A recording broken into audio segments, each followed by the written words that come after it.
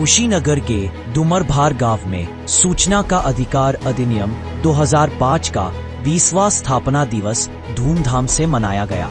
Padrauna block के डुमरभार गांव में सूचना का अधिकार एसोसिएशन के तत्वावधान में आयोजित कार्यक्रम की शुरुआत महात्मा गांधी और भगत सिंह के चित्र पर माल्यार्पण व दीप प्रज्वलन से हुई। मुख्य अतिथि डॉक्टर संपूर्णानंद गांधी ने कहा कि आरटीआई लोकतंत्र की रीढ़ है जो नागरिकों को सशक्त बनाता है। राष्ट्रीय अध्यक्ष अशोक कुमार शुक्ला ने बताया कि यह कानून भ्रष्टाचार के खिलाफ एक प्रभावी हथियार है। कार्यक्रम में कई सामाजिक कार्यकर्ताओं और आरटीआई प्रतिनिधियों ने अपने विचार रखे। अध्यक्षता बृजनारायण सिंह ने की, संचालन संजय सिंह ने किया और आभार जिलाध्यक्ष मनोज राव ने व्यक्त किया। देखिए, सबसे पहली बात, सूचना अधिकार को समय हमेशा कमजोर ही किया गया। जब हमारे यहाँ 2015 में अगर स्टेट की हम बात करें तो उत्तर प्रदेश सरकार ने 3 दिसंबर 2015 को सबसे पहले एक नियमावली बनाई, जो नियमावली भी नियम विरुद्ध है। कोई भी नियमावली बना के जो हमारे जो अधिनियम है उसको छीड़ नहीं किया जा सकता। लेकिन दुर्भाग्य है कि आज तक उन चीज़ों पर बहस नहीं हुई।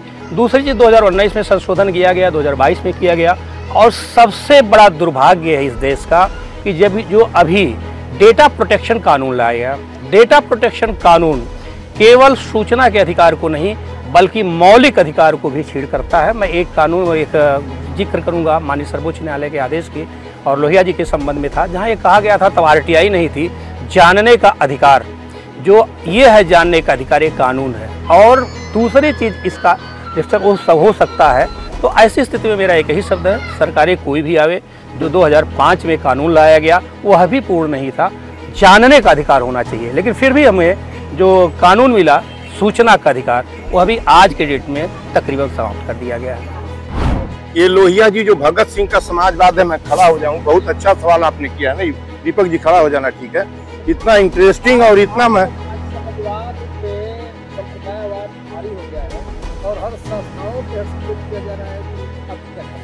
इसमें स्ट्रांगली हमको लड़ना है। ये जो बेईमान तथाकथित नफरती लोग आ गए हैं सत्ता के अंदर, ये हिंदुस्तान को कहाँ ले जाना चाहते हैं। ये देश गांधी के स्वराज का है, ये देश भगत सिंह के समाजवाद का है, ये देश अंबेडकर के संविधान का है, ये देश एपीजे अब्दुल कलाम के विज्ञानवाद का है। उसी से मुल्क चलेगा, इससे गुमराह होने की जरूरत नहीं है।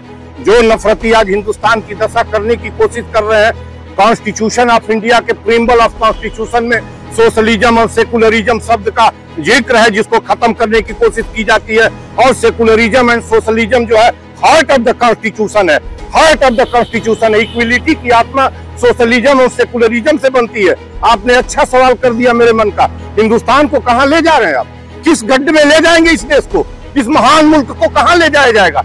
ये लोहिया की भूमि है, ये आचार्य नरेंद्र देव की भूमि है। उनका समाजवाद पढ़िए, उनकी पुस्तक को अंग्रेजी हिंदी दोनों में है। 1934 में लिखा था, बाबू साहब ने हमको ठीक क्या दिया है, हमको भूल ही गया था इस हिंदुस्तान को। और हिंदुस्तान ऐसे ही महफूज रहेगा, और भारत भारत है, भारत रहेगा। भारत कल भी भारत था, आज भी भारत है और कल भी भारत रहेगा। और गांधी का स्वराज हम लेकर रहेंगे। मैंने लिखा है गांधी फिर आना, इन नफरतियों की वजह से लिखा हूँ। 2 अक्टूबर को जब गांधी की जयंती मनाई जा रही थी इस देश में, आरएसएस ने विजय दिवस के रूप में हिंदुस्तान को, विजय दिवस में हिंदुस्तान है, हिंदुस्तान में गांधी कहाँ दफन कर दिया गया? गांधी 2 अक्टूबर को क्यों नहीं खोजा गया? पत्थर की मूर्तियों पर जाके माथा पटकने से होगा? और पूरे देश में हाहाकार और हिंसा और उसका माहौल चल रहा था। विजय दिवस मना, किसके ऊपर किसका विजय मना रहे थे? आजादी की लड़ाई में जो लड़े थे लोग वो दूसरे थे, और आज जो सत्ता में आए हैं दूसरे। समाजवाद हमारे पेट का विषय है, और समाजवाद की जगह आज पूंजीवाद खड़ा कर दिया गया है। आज तो चारों तरफ कहीं का प्रीम्बल ऑफ कॉन्स्टिट्यूशन में सेकुलरिज्म और सोशलिज्म शब्द है, वहाँ कैपिटलिज्म शब्द नहीं है। क्यों आपने कैपिटलिज्म के रूप में इस देश को बदला है? मैं तो पूछना चाहता हूँ। और ये देश हुकूमत ऐसे नहीं चलेगा। समाजवाद आज फक्र करिए, हम आज इतने लोग खड़े हैं, ये समाजवाद की देन है। और समाजवाद तो इक्विलिटी की, जो समानता की आत्मा समाजवाद से बनी है, और संविधान की आत्मा इक्विलिटी से बनी है। संविधान माने समानता, और वो महापुरुष भी है, और इन महापुरुषों की 2 की जयंती है। आज मुझे बहुत फक्र हो रहा है। और दीपक जी और ये देवेश जी बैठे आरटीआई के 2 एक्टिविस्ट ही नहीं है, ये लीगल के जानकार हैं, एक एडवोकेट हैं। ऐसे नहीं चल सकता है, ये समानता के हिसाब से चले। देश विदेश की तमाम खबरों के लिए सब्सक्राइब करें NKP न्यूज, जीत सच की।